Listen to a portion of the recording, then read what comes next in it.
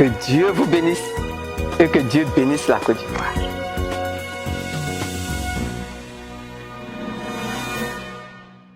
Bienvenue, mesdames et messieurs, à cette édition spéciale. La première dame, Mme Simone Eïvé Gbagbo, vice-présidente du Front populaire ivoirien, avec ses paroles fortes de paix, indélébiles, sans dithyrambique et au-dessus des méphistophéliques.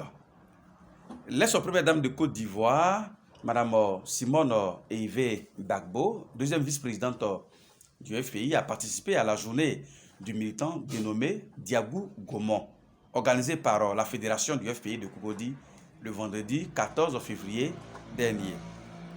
Ambiance de son arrivée au lieu de la cérémonie avec une énergie forte de la première dame, Mme Simone Eïvé Gbagbo, sans anosmie, mais pour la gloriole du parti.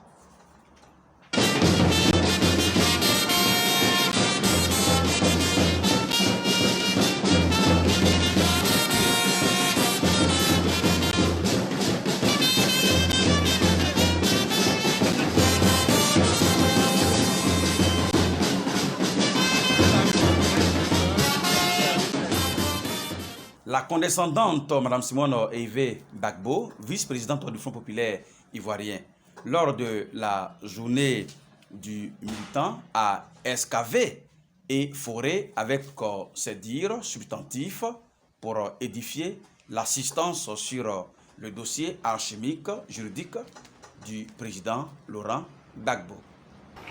Permettez-moi de vous transmettre les remerciements du président Laurent Gbagbo. Et vous dire qu'il se porte bien. Et vous dire qu'au niveau de sa procédure judiciaire, nous avons de très bonnes raisons de demeurer optimistes. Le 6 février 2020, nous avons assisté via la télévision, via Internet, nous avons assisté à une audience de la Chambre d'appel qui avait pour objectif de statuer sur la demande de Maître Altit de faire lever les restrictions imposées au président Laurent Gbagbo. Donc l'objectif de ce qui s'est passé le 6 février, c'était que la Chambre d'appel statue sur la demande faite par l'avocat de notre président qui demandait que toutes les restrictions qu'on impose à sa liberté soient levées. Ce jour-là, il n'y allait pas avoir la réponse des juges. Mais les juges avaient convoqué ce jour-là pour entendre les arguments et les plaidoiries des avocats. Et les avocats des différentes défenses qui étaient là ont expliqué que, premièrement, les restrictions qu'on impose jusqu'aujourd'hui encore au président Gbagbo et à Blé Goudé n'ont pas de raison d'être. Parce que leurs clients ont été acquittés. Deuxièmement, ils ont fait remarquer que les restrictions qui avaient été imposées à leurs clients, parce que la procureure pensait qu'au bout de sa démarche, elle allait obtenir l'annulation de l'acquittement. C'est ça qu'elle vise. Elle veut que l'acquittement soit annulé. Et que cette annulation-là allait lui permettre d'engager aussitôt, immédiatement, la reprise du procès. En première instance. Or, ce que les avocats ont lu dans ces documents-là, c'est que dans le mémoire que la procureure a déposé, elle dit qu'elle ne souhaite plus la reprise immédiate du procès, même si elle obtenait l'annulation de l'acquittement. Vous suivez bien, hein? Alors, en conséquence, les avocats de la défense ont fait remarquer au juge que si la Cour annule la décision d'acquittement, il n'y aura pas de poursuite contre le président Laurent Gbagbo, puisqu'elle dit qu'elle ne fait plus de poursuite. Donc il n'y aura pas de poursuite contre le président Laurent Gbagbo et Charles Blé Goudé. Et donc, ils seront libres. Deuxièmement, si la Cour confirme l'acquittement, c'est-à-dire si la Cour donne raison à la première chambre qui avait prononcé l'acquittement, si la Cour confirme l'acquittement, Gbagbo est libre. Blé Goudé est libre. Donc pour ces deux raisons-là, il n'y a pas, on ne voit pas pourquoi on leur impose actuellement là des restrictions à leur liberté. Voici ce qui a été expliqué là-bas.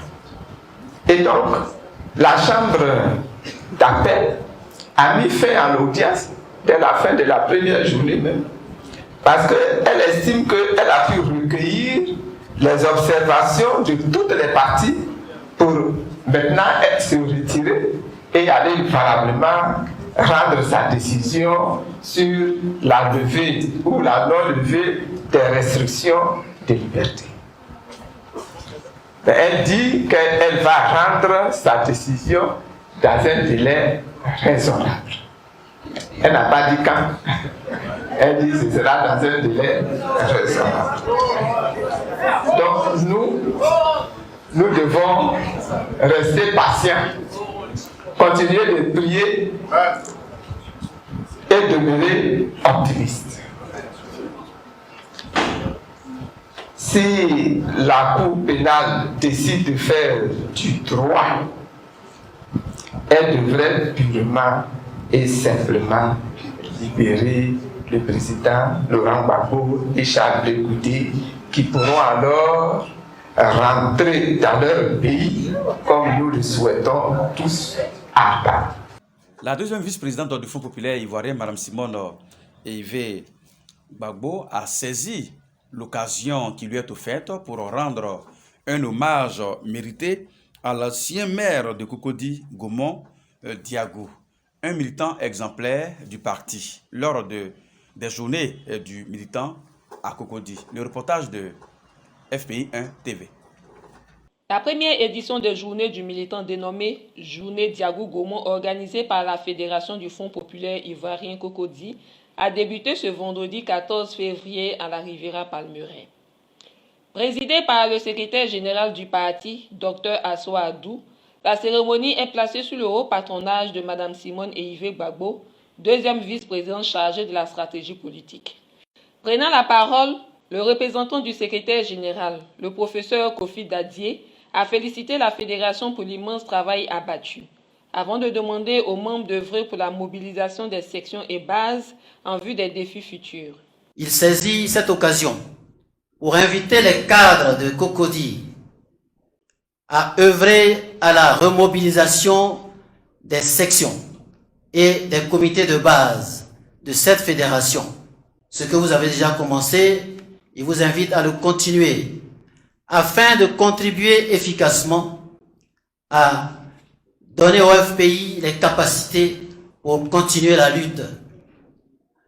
La cohésion se nourrissant d'union, de solidarité et de discipline, le secrétaire général compte sur les militants de Cocody, locomotive du FPI, pour le respect de ses principes et pour continuer sans relâche la lutte pour la démocratie, le socialisme et la solidarité et la souveraineté nationale, malgré les entraves et la dictature du régime au pouvoir.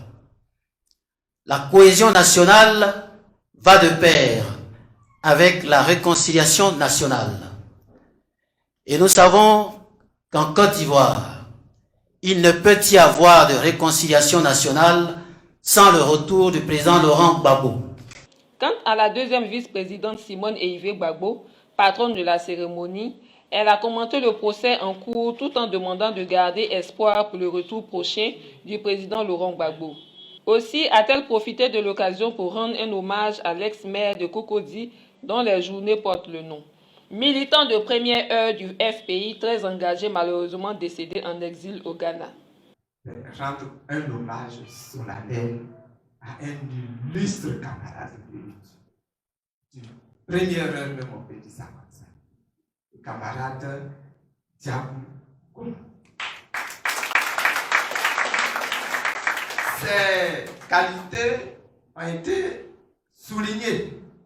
La première qualité, c'est la netteté, la franchise de son engagement. C'était un homme engagé, sincèrement engagé, résolument engagé. Il était un acteur infatigable en faveur du rayonnement du Front populaire ivoirien dans tout le district d'Abidjan et dans Cocody. Cette première journée a connu la participation de plusieurs responsables politiques et coutumiers. Demain, sur le cours de 8 heures, la deuxième et dernière journée se tiendra à Nono. La cofondatrice du FPI, Mme Simone Eivé Gbagbo, était l'invitée spéciale de la première Assemblée générale ordinaire de la jeunesse du Front populaire ivoirien, JFPI. C'était à son domicile, à la Riviera Golf, le samedi 8 février dernier. Reportage. La première Assemblée générale ordinaire de la jeunesse du Front populaire ivoirien pour le compte de l'année 2020 s'est tenue ce samedi 8 février à la Riviera Golf dans la commune de Cocody. À cette occasion, le professeur Kofi Dadie-Pierre, SGA du FPI, qui représentait pour l'occasion le secrétaire général du FPI, le docteur Assoa Adou, en déplacement à Sikensi, a invité Daï Nestor et son équipe à l'union dans le travail. Pour sa part, Mme Simone Gbagbo, deuxième vice-présidente du parti, a rappelé les raisons qui ont milité à la création de cette structure spécialisée qu'est la JFPI. L'une des raisons essentielles, c'est l'âge. Selon elle, en Côte d'Ivoire, quand on regarde la pyramide des âges, la jeunesse est la tranche importante. Les plus nombreux sont les jeunes de 15 à 35, voire 40 ans. Quand on regarde la pyramide des âges en Côte d'Ivoire, la jeunesse est la tranche la plus importante. Nous autres qui avons déjà 70 ans passés, nous ne sommes pas les plus nombreux. N'est-ce pas? Nous ne sommes pas les plus nombreux. Les plus nombreux, c'est les jeunes depuis l'âge de 15 ans jusqu'à l'âge de 35-40 ans. C'est eux-là qui sont les plus nombreux.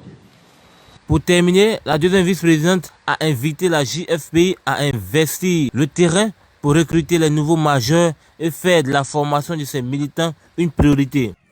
La cofondatrice du FPI, Mme Simone Eivé Gbagbo, lors de la première Assemblée générale ordinaire de la jeunesse du Front populaire ivoirien, JFPI, a rappelé les objectifs ayant poussé les membres fondateurs du FPI à créer une structure réservée exclusivement à la jeunesse du parti. Extrait. Pourquoi, quand on a créé le Front populaire ivoirien, on a décidé de créer ce qu'on appelait les structures spécialisées, particulièrement la jeunesse du Front populaire ivoirien. Un rassemblement, une organisation dédiée à la jeunesse du Front populaire ivoirien. Première chose que tout le monde sait, que vous savez, c'est que quand on regarde la pyramide des âges en Côte d'Ivoire, la jeunesse est la tranche la plus importante. Nous autres qui savons déjà 70 ans passés là, nous ne sommes pas les plus nombreux. N'est-ce pas? Nous ne sommes pas les plus nombreux. Les plus nombreux, c'est les jeunes depuis l'âge de 15 ans jusqu'à l'âge de 35-40 ans. C'est eux là qui sont les plus nombreux. Donc, on s'est dit déjà à cette époque, comment atteindre cette tranche d'âge? Ce n'est pas les papas, les mamans, les grands-pères là qui vont réussir à mobiliser cette tranche d'âge. Ce sont des jeunes comme eux, eux-mêmes membres de cette tranche d'âge. Voilà la première raison pour laquelle on a décidé qu'il était important de créer cette organisation. Si vous regardez, tous les partis politiques ont fait la même chose. Le PDCI avait sa jeunesse. Le RDR a sa jeunesse. Toutes les organisations. Même sur les plateformes, ils ont éprouvé encore le besoin de responsabiliser les jeunes à cause de leur grand nombre dans la nation. C'est vraiment une bonne idée endogène développée par Mme Simone Eivé Gbagbo. La cofondatrice du FPI, Mme Simone Eivé Gbagbo, a conduit une forte délégation de son parti au domicile du général Gaston Ouassena Kone, vice-président du PCI-RDA qui a perdu sa belle-mère, Catherine Oku, épouse Nyanzou, afin de compatir à la douleur aux côtés de la famille éplorée. Fin de cette édition spéciale. Merci de nous avoir suivis avec votre temps précieux, rabbinique et sans névrotique. À bientôt. Que Dieu vous bénisse et que Dieu bénisse la Côte d'Ivoire.